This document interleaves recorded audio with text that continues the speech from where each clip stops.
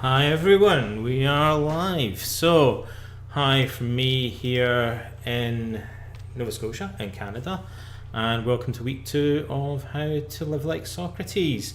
So, if you haven't done so already, if you want to just say hi in the live chat area on the right hand side of the YouTube player and just say where you're watching from, and also helpful if you can confirm that you can see and hear me okay, which so far so good, like works every time, but occasionally we get little glitches on the feed, but I think we're good today. So agenda for today, having done quick introduction, I'll do a little bit of general housekeeping, and then I'll recap on week 1's materials and give an overview to prepare you for week 2, which starts today. I might glance at the live chat a bit to see if there's any questions, but usually I find it easier to look at those toward the end because I can't walk and chew gum at the same time. I find it easier to kind of finish giving the overview and then I'll have a look through the live chat. So there is a delay of about 30 seconds between me seeing the live chat and stuff and you seeing my video response. If you put @Donald in front of any questions that you want to ask me directly, that tends to make it easier for me to spot them. Today, I always underestimate this. I'm kind of tempted to say it would be 45 minutes to an hour, but actually I think we'll hopefully, touch wood, get through it a bit quicker. So I'm going to say somewhere between 30 to 45 minutes today. Although we're live, you can hit the pause button at any point and pause the stream if you want to do that, and there will be a recording that appears within a couple of minutes of this finishing almost immediately. If you refresh the browser, there's a recording that goes up that you can replay anyway. So far on the course, everything seems to be going very smoothly. I will probably send out a very short, I keep these things pretty concise, like instructional design type feedback form, just to try and get from as many people feedback on the course. There's usually not a lot of stuff that emerges from that, but if there's anything in it, it allows me to kind of troubleshoot halfway through the course. I find that feedback isn't as helpful when you get it after the course is finished, so I try and get some brief feedback forms completed in the middle of the course, and then if there's anything that people are struggling with, I'll try and address that on the fly, as it were. So we have about 80 people doing the course this time, which is pretty good, I think, for this time of year. The week 1 webinar mysteriously was viewed 127 times, so I guess some people viewed it more than once. I don't know how it calculates that. And also, weirdly, there were 127 comments posted. The last time I looked, so the same number of views on the video as there are comments. There you go. So there's a bit of discussion starting. Like, I think some people will be going through the course at their own pace, a little bit slower. So it's worth checking back the discussions later, and you'll see other people have added things in. There are a bunch of people, obviously, probably a lot more than I anticipated. I knew there'd be some people that were interested in Stoicism, but actually it seems like the majority of you folks are into Stoicism. So the other week I did a short webinar. You may already have seen it or noticed it. I've added it to the welcome section. There's a link to YouTube. It's called Socrates, Stoicism and Cognitive Therapy. And I tried to give an overview of the 4 virtues and just give a kind of specific psychological example for each one of them. Always feels like you're just kind of like scratching the surface, but people seem to have liked that. So I did one for each and gave them a kind of taster. So if you're interested in Stoicism, that might interest you. I have literally just uploaded right before doing this webinar. I'm a kind of busy guy this week. I just added another video to this section. Maybe I'll add another one later if I have time. The quiz, like, if you have time, no, just do the quiz. Like, I think it's really useful to do the quizzes, even if you haven't read through all the materials. I often do the quiz first if I'm doing a course. It's kind of painful because I expect to get all the answers wrong, but then I'm more likely to remember the stuff that I got wrong when I come and read it or see it in a video or whatever. So definitely do the quizzes. There's only a dozen questions in them or whatever anyway, but I picked things that hopefully will help to support your learning. And also make sure you go to the discussions Have a look at the end of any section that's got discussion in it that says discuss excerpt or whatever. There will be a comment section at the end. As this is the pilot version of the course, I usually add the option to put comments at the bottom of more pages, just to kind of try and elicit more feedback at this point. And then next time I run the course, I'll narrow it down so the discussions are only in specific pages. But have a look. If there's any comments area, please post your comments. I usually try and respond to them, particularly at the beginning of the course, or if people have put a lot of effort in, if they've got questions. So people tend to get more out of the course if they participate in the discussions, I find. So recap on week 1. If you haven't done one of my previous courses, then if you haven't done How to Think Like a Roman Emperor, one of the things that I tend to do in the webinars is I'll go through and read all of the comments from the week before, and then I'll try and mention them, and I'll mention people by name, which is also why I find it useful if people use their real name rather than like a username that they've made up or whatever. So I'll kind of mention people's names and say they asked a question and made a comment that I might respond to today.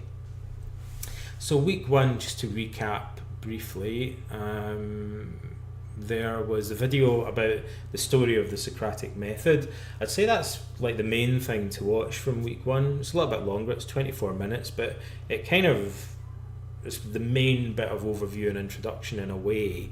It gives you this key story about Socrates' life and his development of the Socratic method. So there's lots of other stories and things, but that's pretty central, and it kind of will allow you to get more out of the rest of the course, I think. There's the article about Socratic irony and midwifery. And so this idea as well, I think the more I read Socrates, the more I feel like a useful way of approaching what he says is that he's often kind of half serious and half joking to kind of simplify things. And in a way, that's what we mean by Socratic irony. There's a lot more to it than that. If you read the article, you'll see that it's also seems to be a literary device. To ancient Athenians, it would obviously resonate with the old comedy and the way that characters were portrayed in that, which is an odd thing about it, but it's part of what's understanding the broader culture and how readers of Plato and other dialogues would have perceived Socrates. The Euthydemus on wisdom is again a kind of introduction to this exhortation, protreptic approach that Socrates does, and so that's also a good kind of initial thing. There's a video as well, getting to the heart of this doctrine about wisdom. The excerpt from the Apology, often when we have the excerpts, that's something that I'd like to encourage you to engage in some discussion about. And there was a lot of good discussion on that. Wilfred and Christina basically just talking about how people find this inspiring, the way that Socrates presented himself in the trial, and also equally I know some people kind of find it frustrating. There's always these mixed feelings about Socrates, particularly the Apology. There are a lot of people that read it and think, they were quite right to lock him up and give him hemlock, like he looks like he deserved it and he was kind of being obnoxious to the court. Even at the time, it seems like people were kind of divided about how they perceived it. But if you're tolerant of that ambiguity or those contradictions, that becomes one of the interesting things about it, and there's layer upon layer to it. Xenophon actually talks about that, the fact that Socrates comes across as arrogant, and both Xenophon and Plato talk about the fact that the jury of a huge crowd of people, like 500 people, if you can imagine that, were in uproar several times, people were getting kind of noisy, and it looked like a big quarrel was about to break out in the court. Alexander said, would Socrates' legacy have been different if he had not been martyred? And that is another common question that people raise. And, I think obviously it wouldn't have been the same. It's difficult to kind of imagine how much difference that would have made. But certainly the execution of Socrates was a seismic event in the ancient world. We measure philosophy, we describe philosophy as being pre-Socratic or not. So it's like the birth of Christ or something. It's a dividing point in the history of early Western philosophy. And there's so much reference to this event in Western literature, particularly philosophical literature, but not only philosophical literature. If he hadn't been martyred in this way, he certainly wouldn't have had the same impact. Juan and Michael talk about this interesting thing about Socrates' last words. So allegedly, according to Plato, he said to Crito, we owe a cock to Asclepius, the god of medicine, who is a son of the god Apollo, who's more broadly the god of healing. And Nietzsche talks about this and says that what Socrates meant by it is a very cryptic remark. Maybe it wouldn't have been as cryptic to the ancient Athenians who are reading this or hearing this dialogue, but to us it's not really clear. It's kind of ambiguous what he meant, and those were his dying words, as it were.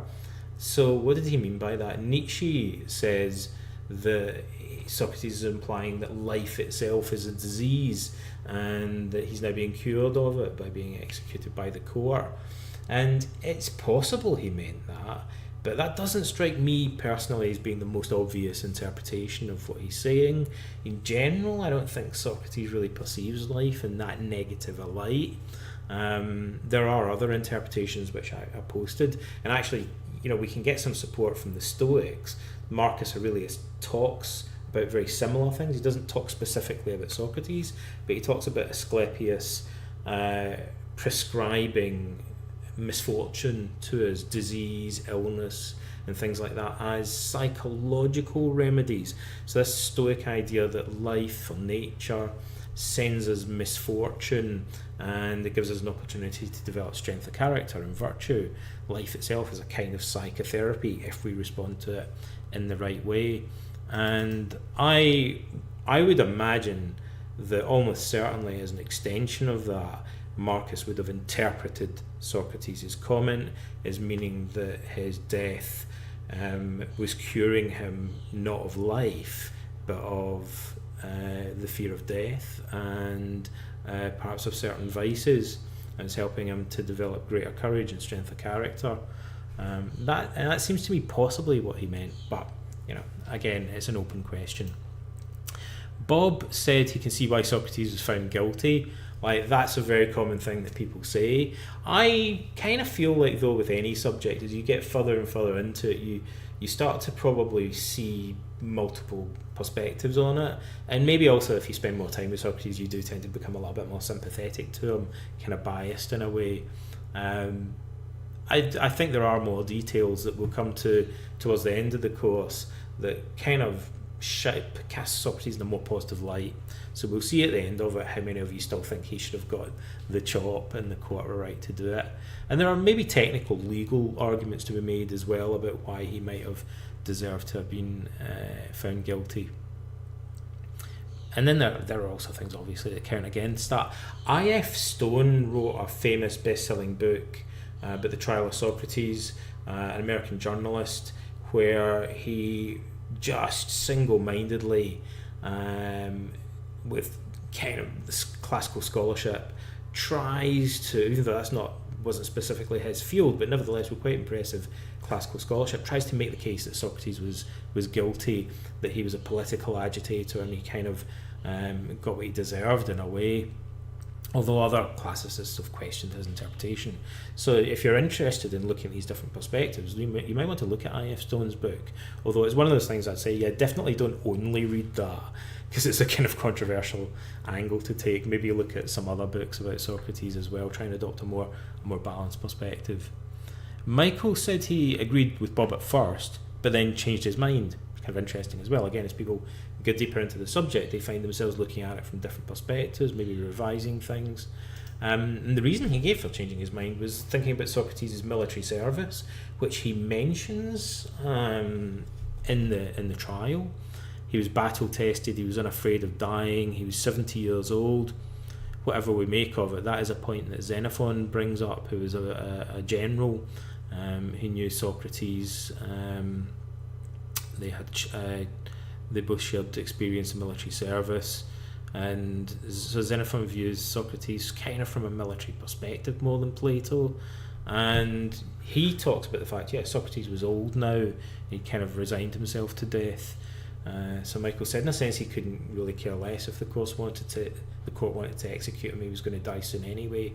Certainly, one aspect of that is that Socrates mentions the fact that if he'd offered to pay a large fine, and perhaps this would have been the expected result, that because he didn't have the money to pay it, he would have had to serve time in prison, like in a kind of debtor's jail, in which case I'm guessing ancient Athenian prisons weren't too luxurious, so as a 70-year-old man it would probably be like a death sentence anyway. So there is an argument that if he'd agreed to pay a substantial fine, it would have kind of been a slower, more unpleasant death sentence, because he would have been locked up, for the rest of his life, probably in a prison. But his friends did come in and offer to bail him out financially. Melville says Socrates' understanding is radical. Without wisdom, in a sense, you're already dead. Yeah, that is the thing. When you're trying to understand Socrates, one of the challenges is that sometimes he seems so like Socrates sometimes could be frustrating, because he says things that are kind of, or asks questions about things that are kind of truisms. So sometimes he seems to be asking kind of banal questions at the beginning, and then having done that for a couple of pages, he'll like throw in some paradox which actually has pretty radical implications. It kind of turns our values on their head in a way. So as you get used to it, you'll kind of get used to this dynamic that's going on. It seems kind of casual, informal. He'll ask questions that, that seem like the answer would be obvious. They seem banal. But then underneath it, what emerges is just some really fundamental upheaval. And, the idea that he has these quite radical views, and kind of extreme views in a way, it's hard to bear that in mind when we're trying to arrive at an interpretation of his life and the decisions that he made. But that is one of the things that should shape our interpretation of events. Then there's that article about how Socrates used the Socratic method, style of questioning, leads on into the therapy. The relationship between Socratic questioning and cognitive therapy, there's a video about that. The 2-column exercise, nobody's really commented on that yet. It's only a short article kind of explaining that exercise. I do think that's worth looking at and maybe posting your comments on if you haven't done already. If you haven't done so already, and it's a good kind of way of approaching the values clarification as well. There's the article about philosophy as love from the Symposium, which somebody had mentioned they found particularly valuable. Again, that probably appeals to a different sort of audience in a way. And then the values clarification exercise, which is the main practical exercise for week 1.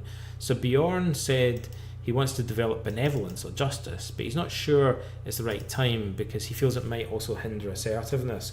And that's an interesting question. Like, sometimes you have to make judgment calls like that when you're doing behaviour change. And I mentioned as a therapist that assertiveness training was like a big thing in the 1970s. What happened to it? Like, it's not as big a thing anymore. And one of the things that happened was that researchers and clinicians kind of found that it needed to evolve into something broader. So they started off with assertiveness training, which is more kind of single-minded. And then they realised that listening skills and empathy and other dimensions of social skills needed to kind of be brought into it to round it out in such a way that you end up not really talking about assertiveness in itself. That just becomes one tool in a slightly broader social skills toolbox. So assertiveness certainly has its place, but usually what we find is that we need to also introduce skills that would relate more to the virtue of justice and philosophical discussions of friendship and stuff like that, and the virtue, if you like, of empathy.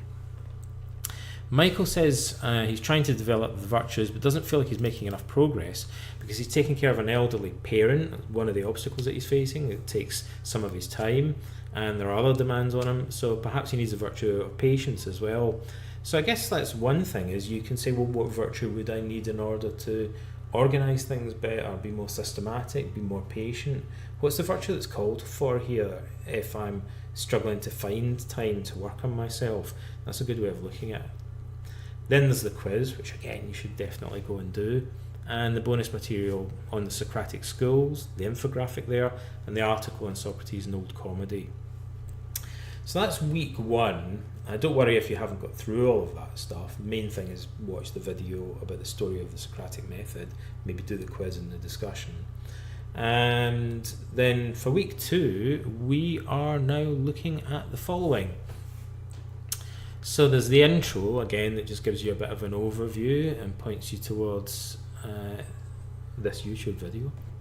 And then there's a video about the choice of Hercules, which I'm looking forward to see how you respond to that, because it's one of these things that used to be hugely popular and now it's kind of forgotten. So I wonder if you rediscovering it, you'll have the same reaction that people did, for example, during the Renaissance to it, or during the lifetime of Socrates. So it's a famous speech. The choice of Hercules is a name that was given later, I think, to a famous speech that Socrates delivers in Xenophon's Memorabilia. So this is Xenophon's account of a speech that he heard Socrates giving, which is based on a more elaborate speech by the sophist Prodicus. So it's Xenophon's version of Socrates' version of Prodicus' speech, if that can make sense. Sometimes classical literature works like that. And it's odd, you might think, to find Socrates repeating a speech that was given by a sophist. But he didn't think the sophists were all bad. You know, he often referred his students to them. He thought that they had some valuable things to teach. And so this is very much protractic. Like, this is him giving a speech about virtue. He's trying to inspire people to become philosophers. It's an allegory about the demigod Hercules and his encounter on a fork in the road with the goddesses Virtue and Vice. And it inspired many Renaissance works of art. If you go on Google and look at Choice of Hercules, you'll see various paintings and sketches as well of it. Handel composed a piece of music dedicated to it. So it's meant to inspire young men to become philosophers, but it's also focused mainly on self-discipline and the virtue of temperance, as it happens. And you might, even when you're reading it, I find people tend to forget these are Socrates' opinions, these are his values, because you kind of just get sucked into the allegory, I think, and the mythological aspect of it. You think more about Hercules rather than the fact that, yeah, these are very much Socrates' opinions that are coming through in the story. It's one of the most didactic of all Socratic texts. So having looked at the Socratic method and how it's often inconclusive, it's kind of ambiguous, he's using this midwifery approach where he's trying to get other people to give birth to wisdom. He's asking them questions, although he often does seem to do so in a very leading manner. But certainly he seems to know more than he's letting on.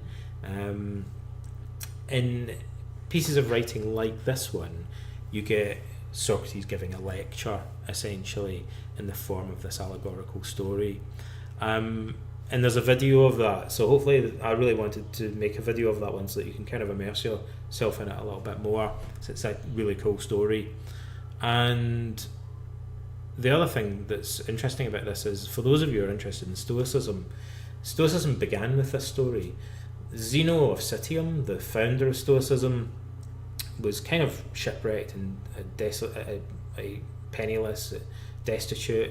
And at Athens, he, I think, heard someone, people used to read these things out loud. I think he overheard someone reading book 2 of the Memorabilia of Xenophon, according to Diogenes Laertius. You might think, well, he doesn't say what's in that book. Go and look at it, what's in it, lots of things. But it begins with this dialogue, in the middle of which is the choice of Hercules. So he seems to be saying that the choice of Hercules was part of what Zeno listened to. At the end of it, he jumps up and says he wants to become a philosopher, dedicates his life to it, and eventually founds the Stoa. So it had this effect. It wouldn't be surprising, because it's meant to be an exhortation, converting people to the life of philosophy. That's exactly the effect it has in Zeno, and it emphasises the aspect of philosophy that has to do with temperance, self-discipline, and self-control. So again, no surprise that should lead someone to found a philosophy like Stoicism.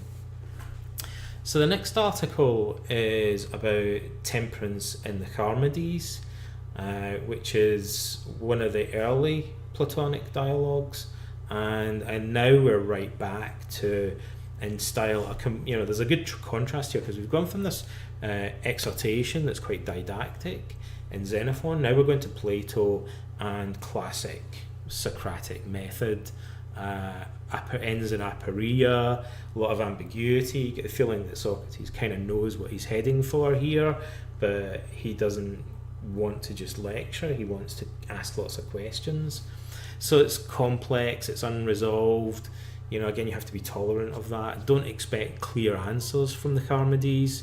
It's more about the questions that it raises. The goal is to make you think, not just to kind of give you answers. And I like to think of it as sort of spiraling round the meaning of a virtue like temperance. Kind of each answer, you could say, is half true, and we're getting closer to something, even though we don't ever arrive at a definitive conclusion. So Charmides, who's this, who these guys often feature in Socrates' dialogues, is a handsome young man. He's probably, like, at a rough guess, he'll be in his late teens, I would imagine. So he's probably like 16, 17 years old. And Socrates asks him what is sophrosune, what is temperance. Now, first thing is, this is useful to get this definition, because temperance is not really an adequate translation of the Greek term. It's one of the more complex Greek virtues.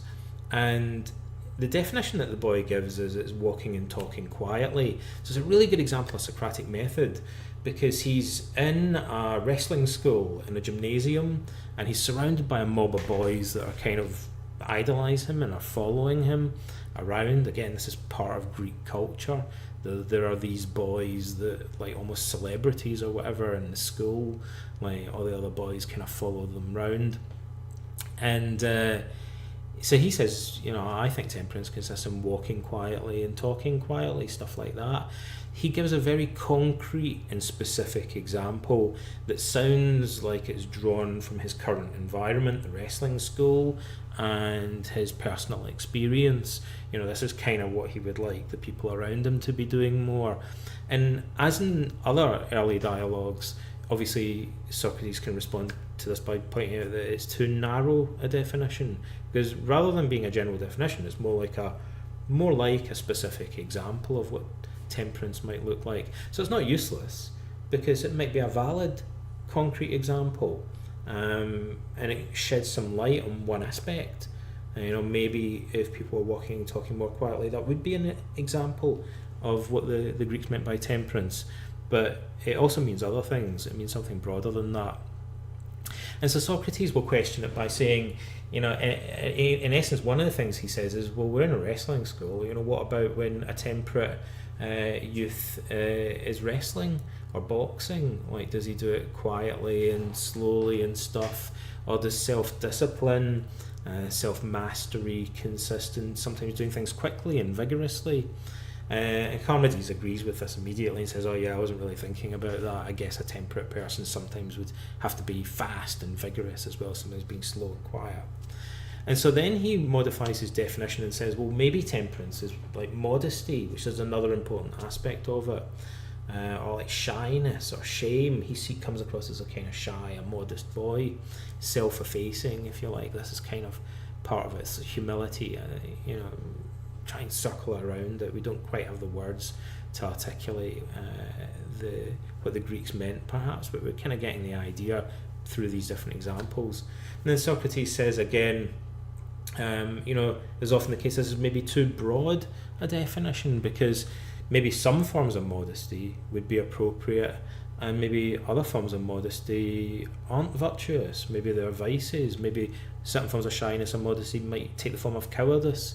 So the example he gives from Homer is a beggar who's too inhibited or too shy to approach strangers when he's in dire straits and plead with them for the help that he needs. And so Socrates says, well, that wouldn't really be a virtue then, would it? So self-mastery, self-control then would be the opposite of a certain form of modesty. And actually it's interesting because the Cynics advocated shamelessness, overcoming shyness and inhibition as a virtue. So maybe there are good and bad forms of modesty or shame. We need to make a distinction between them. This definition now has become too broad, perhaps. So then Charmides gives a more technical definition, which it sounds like he's derived from Critias, his mentor, his cousin, his older cousin.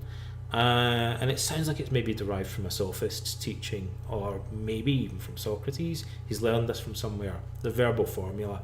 As he says, maybe temperance is minding your own business or doing your own business. But Socrates says, well, in society, virtue consists in interacting with people, in making things for them. So it can't just consist entirely in minding your own business. You know, again, maybe you're touching on an aspect of it. There's a grain of truth in this, but it can't quite be right. I can think of exceptions to this.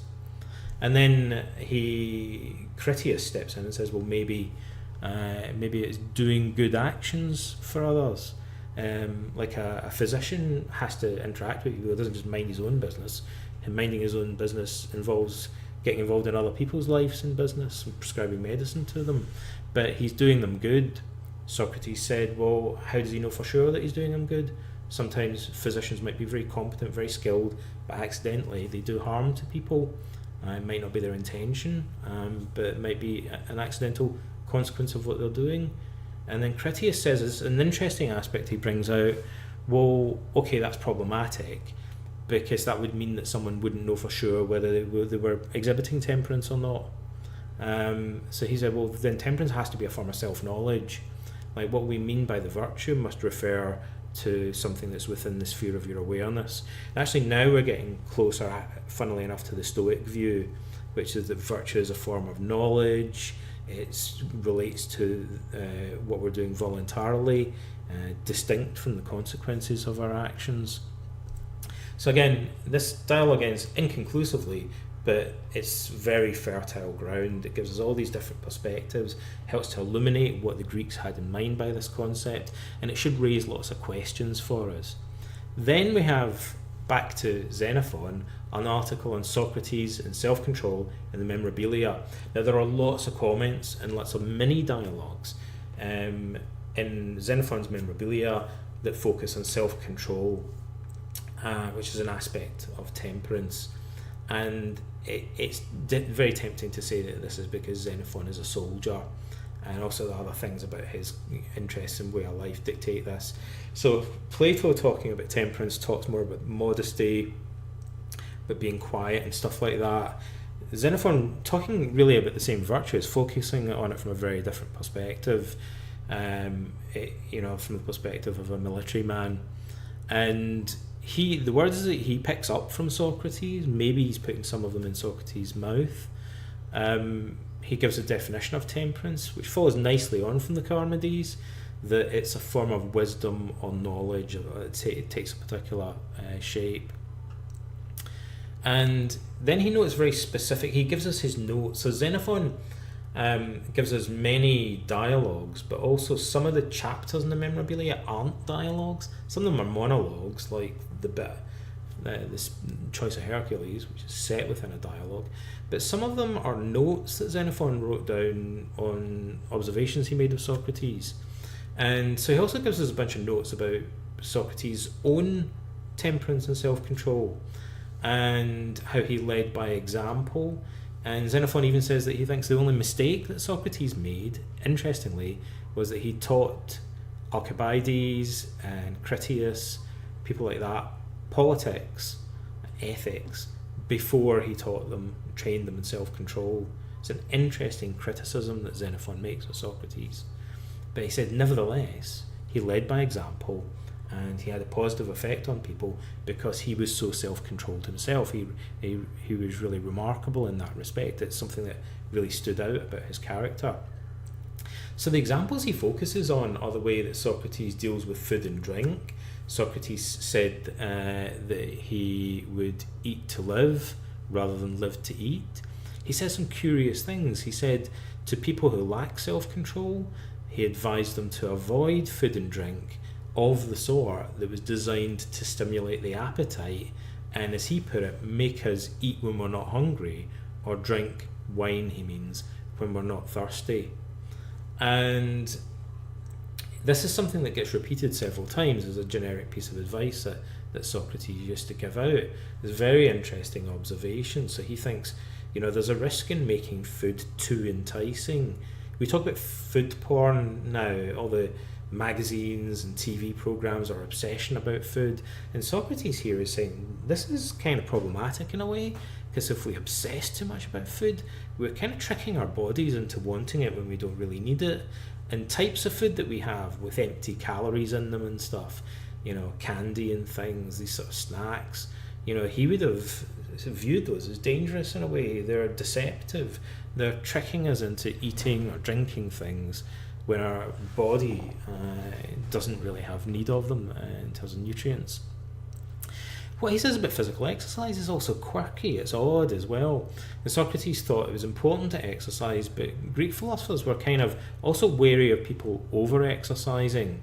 And what they have in mind there are, the Greeks weren't short of exercise, like, a lot of them boxed and wrestled, that was the norm. People trained very hard as athletes to compete in the various games. People trained hard for the military as well. And so what Socrates says is, well, moderate exercise is the thing. Don't spend all of your life at the gym, as it were. Don't kind of become obsessed about it. But you should exercise enough to be healthy. And his argument is, like many of the best arguments of Socrates, it might not even be a logically watertight argument, but it's interesting and compelling because it's so simple. So he's talking to one of his young students who he notices is really physically out of shape.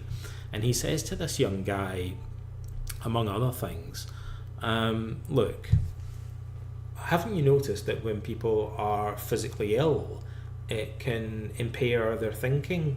So when people get sick, it weakens their concentration. People get really ill, they can even become like delusional, hallucinate. It can affect their memory. Their mental endurance is diminished when they're sick. And so he says, look, if physical illness can make you worse at thinking, then doesn't it stand to reason that physical fitness can help to preserve your ability to think clearly? So if you're a philosopher and you're the sort of person that values thinking, you should be taking exercise as well, because clearly exercise has the potential to benefit you in terms of your mind and your thinking, as well as to benefit you in the ways that we normally think of it in terms of your the physical appearance of your body. And then the big paradox that comes out of Xenophon's Socrates is this idea that actually in some ways sounds more Epicurean than Stoic. Xenophon's sometimes seen as a kind of precursor of the Stoics, as is Socrates. But one of the things that Socrates liked to say, apparently, is that paradoxically, self-discipline, in his view, self-control, leads to more pleasure in life in the long run than self-indulgence does, than its opposite does. Self-discipline leads to more pleasure in the long run than does self-indulgence, contrary to what people seem to assume. If you're obsessed with pleasure and you're kind of overindulging in things, you're actually going about it the wrong way, even by your own standards. If you wanted to experience more pleasure, exert more self-discipline. And he gives a number of examples of this, but he says generally, the ability to hold out for longer and endure the discomfort of having an appetite or a desire means that you'll have a more fulfilling experience when you eat food or drink wine or engage in other. He talks about sex as well in this regard. So he says kind of the ability to kind of bide your time and endure the feeling of desire for longer is good for your character, but it also means that you'll ultimately experience more pleasure. And he says people that indulge themselves kind of actually experience less and less pleasure from doing so.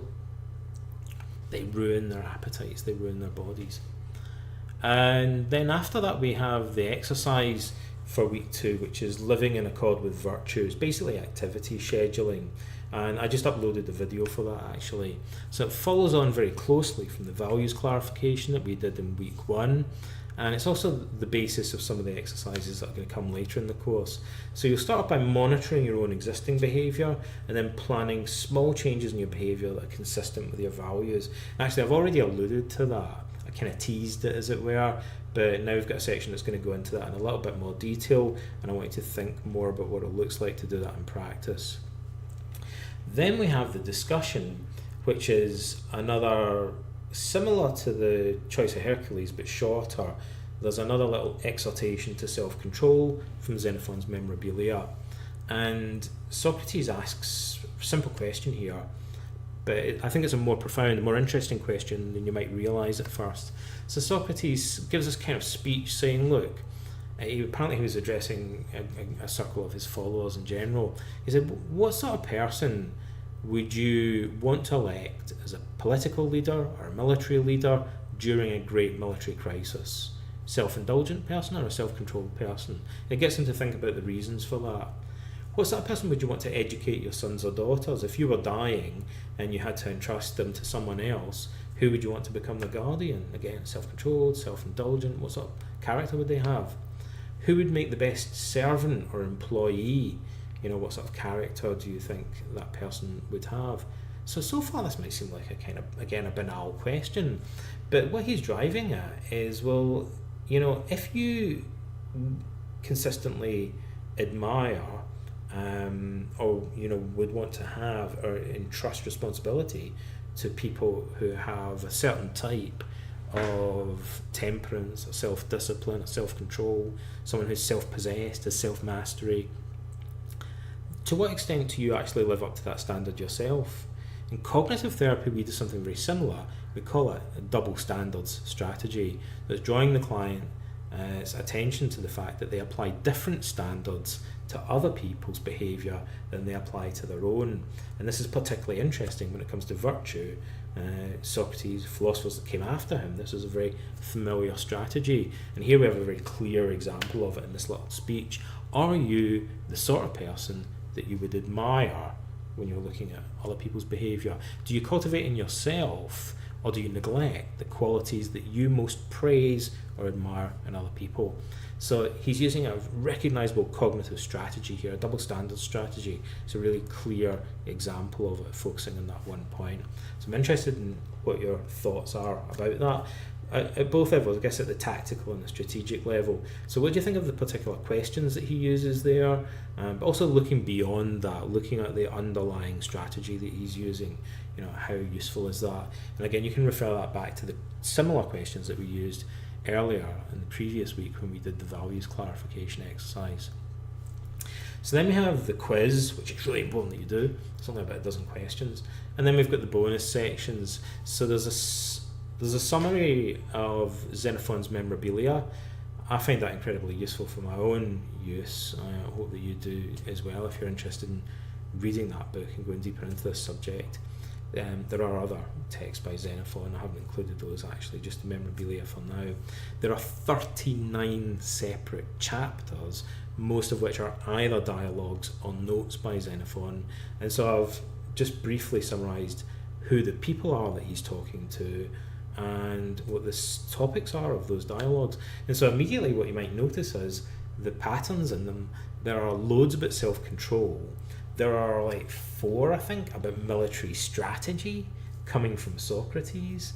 And there are a bunch about friendship as well, which shows that these are some of the themes that seem to have been associated with Socrates' teaching. And so there's some debate about whether Xenophon is putting the military strategy stuff into Socrates' mouth. It's puzzling. I think the jury's out on that, but my honest personal opinion is I am inclined to think that Socrates may have said those things for a number of reasons.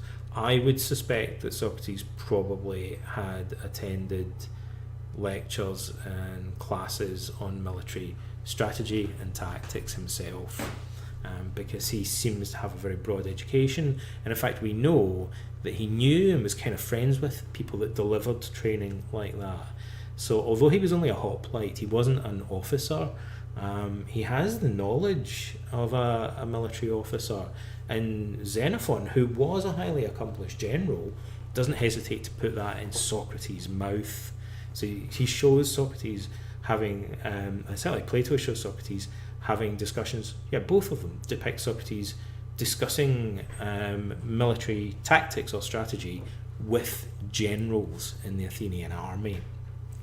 And they talk to him on the same level in that respect. So interesting, multiple sources converging in this idea.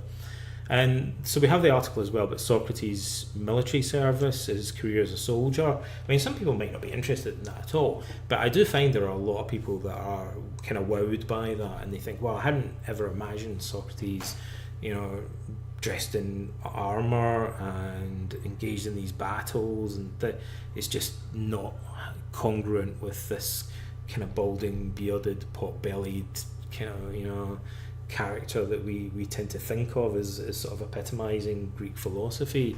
But he was a notoriously courageous and self-disciplined military veteran who earned a reputation for that.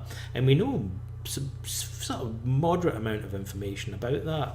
So he fought in 3 battles in the Peloponnesian War. This article goes through each of them in turn and kind of explains a bit about the context, what we know about Socrates' military service.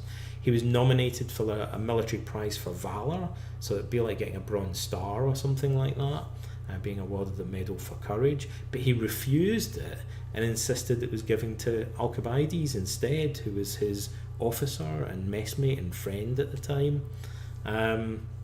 He appears to have been admired by other soldiers, as I mentioned, including other officers and generals. He also appears to have assimilated, you could say, he seems to have assimilated aspects of military training, self-discipline, into his own way of life as a philosopher. We saw this stuff about diet and exercise and stuff like that. He's adopting this incredibly self-disciplined lifestyle, which seems to draw on aspects of military training, and certainly then the Stoics and Cynics later do as well. And Xenophon is particularly interested in this aspect. And also sometimes it's said that Socrates didn't travel outside Athens, which is kind of a half-truth. If you look at the map in the welcome section, you can see that in his military service he travelled to at least 3 cities that we know of. One of them actually is very close to Athens, but 2 of them were much further to the north. So Amphipolis was at the other side of Greece, like at the far north of Greece. So it looks like he'd certainly travelled around a little bit more than people normally assume. And he probably fought in other battles as well that we just don't have reports about, but we have information about those 3 in particular. Okay, so that's everything that we're going to be covering in week 2. I hope that you find it interesting and valuable. Please do the quiz, interact in the discussions. Let me know if you have any questions at all about the course. I'm always happy to respond and answer people's questions. And I think that will do us for today. So goodbye from me here in Nova Scotia. Thanks for attending, and I look forward to seeing you all next week. Bye-bye.